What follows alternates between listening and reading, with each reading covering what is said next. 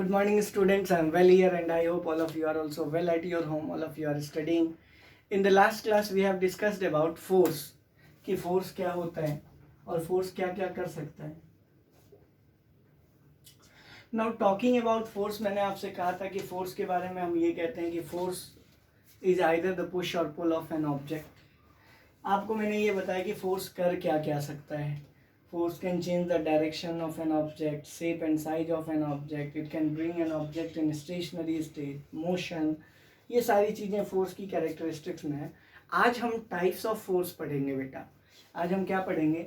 उसके बाद मैंने आपको एक आज जो हम पढ़ेंगे वो पढ़ेंगे types of forces. आज का हमारा topic है यही types of force.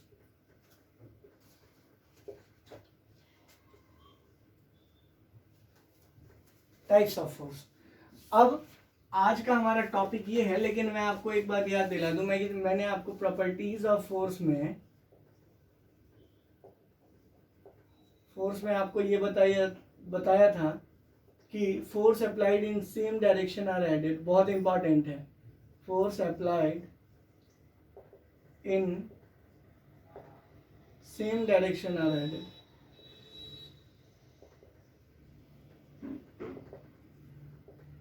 या is added, but force applied in different directions, ये बहुत इंपॉर्टेंट पॉइंट है. in different directions are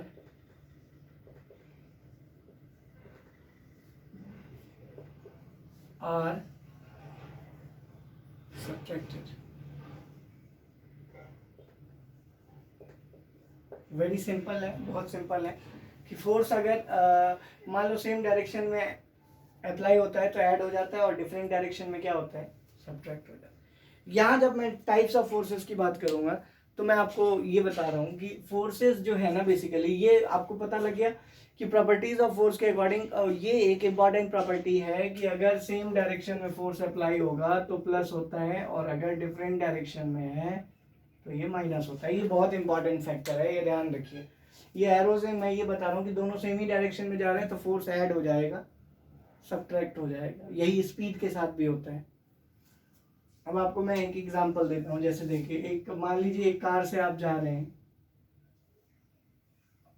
और दूसरी कार भी जा रही है, तो आपको ये लगेगा कि जो आपकी कार है वो बहुत तेज चल रही है. रीजन क्या है कि दोनों सेम डायरेक्शन में होते हैं. लेकिन अगर दोनों प्लस हो जाते हैं जैसे ही सेम डायरेक्शन में होते हैं, लेकिन अगर अपोजिट डायरेक्शन में है कि ये आगे की ओर जा रहा था और ये इधर की ओर जा रहा है, तो आपको ऐसा लगेगा कि जो आपकी गाड़ी है, जो आपका कार है, वो रुक गया है. वो क्यों? क्योंकि इसके स्पीड से इसका स्पीड माइनस हो जाता है. क्लियर है? ट्रेन में भी आपने यही चीज़ देखी होगी कि दो ट्रेनें जब क्रॉस करती है तो आपको ऐसा लगता है कि आपकी ट्रेन रुक गई है. क्यों? क्योंकि सामने वाली ट्रेन से आपका जो ट्रेन है उसका स्पीड क्या हो जाता है, सब्ट्रैक्ट हो जाता है, क्योंकि दोनों अपोजिट डायरेक्शन में. तो ये हमेशा ध्यान रखने वाली बात है. अभी हम टाइप्स ऑफ फोर्सेस की बात करेंगे, उसको देखते हैं थोड़ा सा डिटेल में. और मैं आपको एक बात और भी बता दूं कि ये 11 चैप्टर होते होते हम 12th भी एक साथ कंप्लीट करेंगे. 11th और 12th एक साथ ही कंप्लीट होगा, ठीक है ना, क्योंकि 12th चैप्टर फ्रिक्शन है जो फोर्स का एक पार्ट है. तो इसीलिए 11th और 12th एक साथ ही कंप्लीट हो जाएगा. इसीलिए ध्यान से देखने की ज़रूरत. जो भी चीज़ मैं पढ़ा रहा हूँ वो दोनों चैप्टर को करस्पॉन्डिंग या दोनों चैप्टर के करस्पॉन्डिंग है. अभी तक हमने चैप्टर नंबर 11 को पढ़ा है. अब टाइप्स ऑफ फोर्स जैसे ही हम पढ़ना स्टार्ट करेंगे तो उससे 12 भी कवर होने लग जाएगा. तो इसीलिए ध्यान से देखिए. टाइप्स ऑफ फोर्सेज में मैंने आपसे कहा कि बेटा फोर्स जो है ना, ये फोर्स होता है दो तरह का. फोर्स कितने तरह का हो गया? दो तरह का हो गया. एक का हो गया नाम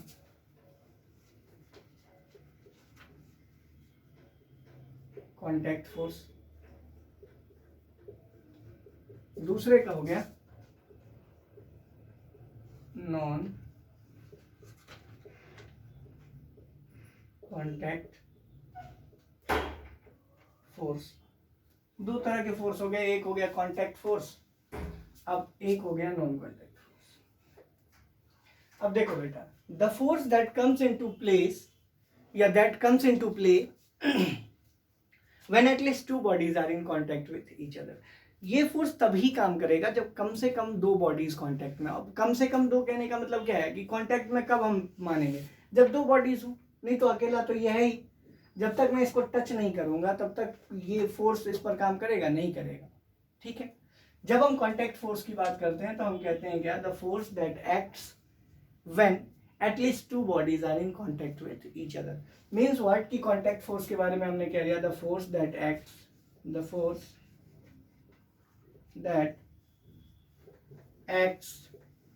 when at least two bodies are in contact with each other.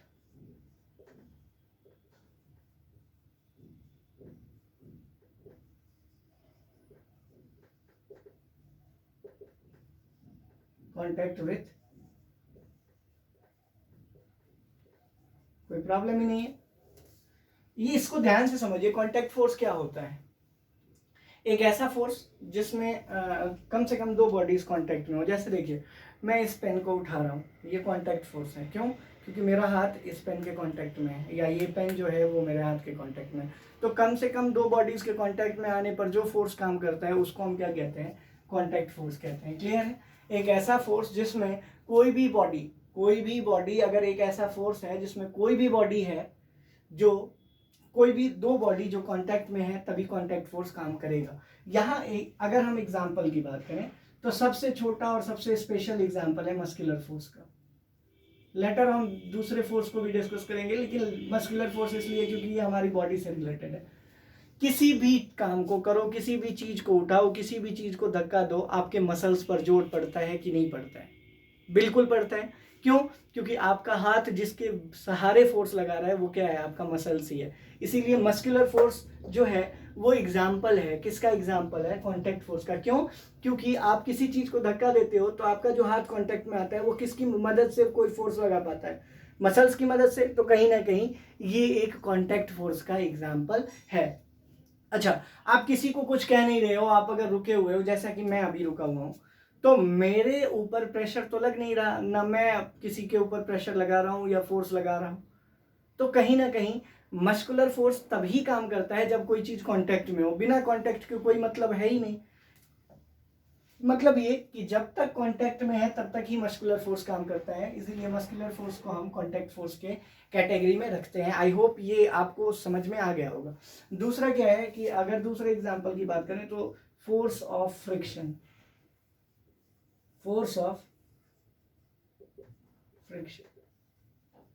ठीक है बेटे। अब फोर्स ऑफ फ्रिक्शन क्या है? ये भी एक कांटेक्ट फोर्स है। इसी दूसरे कांटेक्ट फोर्स पर, इसी वाले दूसरे कांटेक्ट फोर्स पर पूरा चैप्टर 12 है। तो हम जैसे ही नॉन कांटेक्ट फोर्स को डिस्कस कर लेंगे तो हम चले आएंगे इसको डिस्कस करने के लिए, ठीक है। तो पहले आपने ये समझ लिया कि भाई कांटेक्ट फोर्स क्या है, एक ऐसा फोर्स जिसमें एटलीस्ट टू बॉडीज कांटेक्ट में है, तो उसको हम कांटेक्ट फोर्स कहते हैं। एग्जांपल में मस्कुलर फोर्स और फोर्स ऑफ फ्रिक्शन है। वही नॉन कांटेक्ट फोर्स क्या है? The force that acts on a body without coming in contact with it in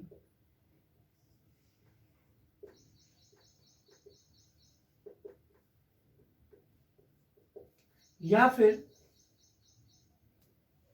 the force, ठीक है, in which the contact from a body is not necessary to act. The contact with the body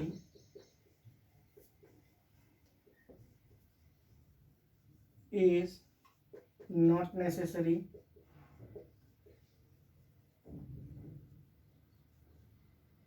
for the force to act.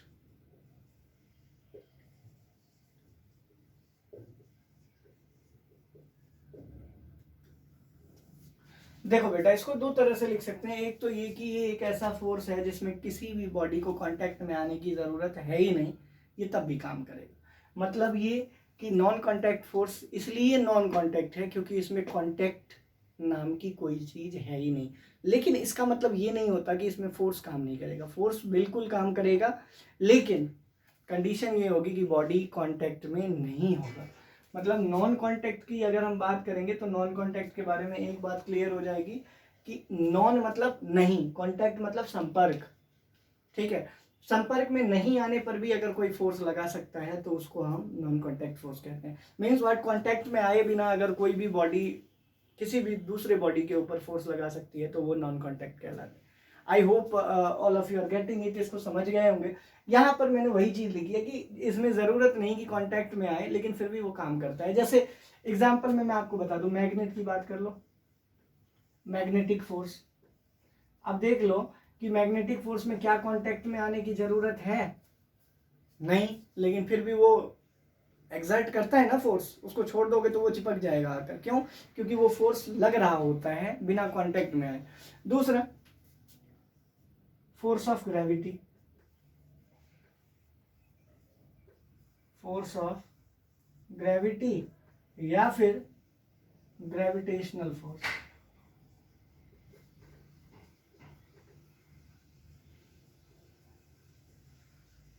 अब देखिए, कोई भी चीज यहां है, इसको अगर मैं छोड़ दूंगा सीधे ये नीचे की ओर गिरने लग गया। देखिए यहां था, छोड़ा मैंने, नीचे गिरा।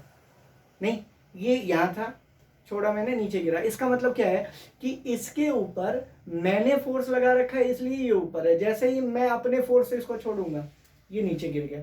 नीचे गिर गया मतलब क्या कि इस पर पहले से एक फोर्स नीचे की तरफ लग रहा था, जिस फोर्स को हम फोर्स ऑफ ग्रेविटी कहते हैं। लेकिन क्या हमें कुछ दिखाई देता है इस अर्थ के और इसके बीच में? हमें कुछ दिखाई दे रहा है? या मेरे हाथ के और इसके बीच में कुछ दिखाई दे रहा है? नहीं दे रहा। लेकिन फिर भी जैसे ही हम इसको गिराते हैं तो ये गिर जाता है। क्यों? क्योंकि ये जो है ना, ये मेरा हाथ नहीं लगा रहा, ये कौन लगा रहा है? अर्थ लगा रहा है। और अर्थ के द्वारा लगाया गया फोर्स कभी भी दिखाई नहीं देता। क्यों?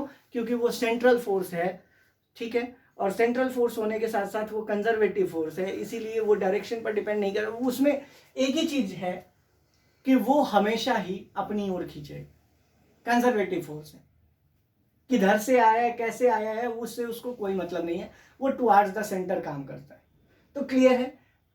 हमने दो चीजें समझ ली। हमने ये समझ लिया कि भाई कांटेक्ट फोर्स क्या होता है। कांटेक्ट फोर्स एक ऐसा फोर्स है जिसमें कम से कम दो बॉडीज तो कांटेक्ट में होने ही चाहिए। और एग्जांपल के लिए मैंने आपको बताया कि भाई मस्कुलर फोर्स या फोर्स ऑफ फ्रिक्शन जो है वो कांटेक्ट फोर्स का एग्जांपल है। वहीं पर अगर हम नॉन कांटेक्ट फोर्स की बात करेंगे तो हम कहेंगे क्या कि the force which acts on a body without coming in contact with it. मतलब बिना कांटेक्ट में आए अगर कोई भी बॉडी काम कर रही है तो कहीं ना कहीं वो क्या है? नॉन कांटेक्ट फोर्स कहलाता है। क्लियर है? उसके बाद नेक्स्ट पॉइंट क्या है? The force in which the body is not needed to be in contact but still it acts, yeah, it applies force on any other body, that is called non contact force. example is magnetic force या force of gravity. magnetic force और force of gravity जो है वो क्या है? non contact force का example है। Clear हो गया? अब लास्टली आज एक ही चीज मैं डिस्कस करूंगा, मस्कुलर फोर्स क्या होता है, क्योंकि इस फोर्स ऑफ फ्रिक्शन के लिए पूरा कम से कम हमें एक पूरा लेक्चर चाहिए होगा। इसीलिए आज मैं आपको मस्कुलर फोर्स बता देता हूँ। नेक्स्ट क्लास में उसके बाद हम डिस्कस करेंगे इसके बारे में, फोर्स ऑफ फ्रिक्शन के बारे में। क्लियर हो गया? कोई प्रॉब्लम है नहीं यहाँ तक? तो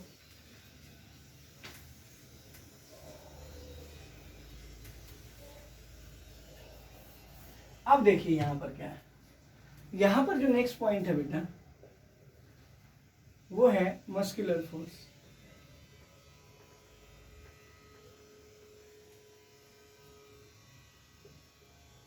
The force that acts on a body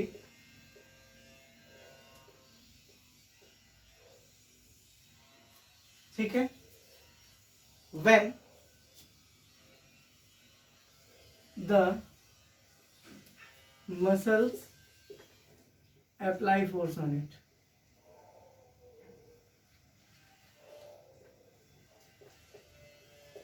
अगर देखो, अगर मसल्स की मदद से या मसल्स की ताकत को लगाकर किसी चीज को करते हैं, किसी काम को करते हैं, किसी सामान को पिक करते हैं, तो वो क्या है, मस्कुलर फोर्स है। एग्जाम्पल अगर मैं बताऊं आपको, picking up a book, picking up a book, किताब उठाते समय आपको मसल्स की जरूरत पड़ती है, तो वो क्या है, मस्कुलर फोर्स।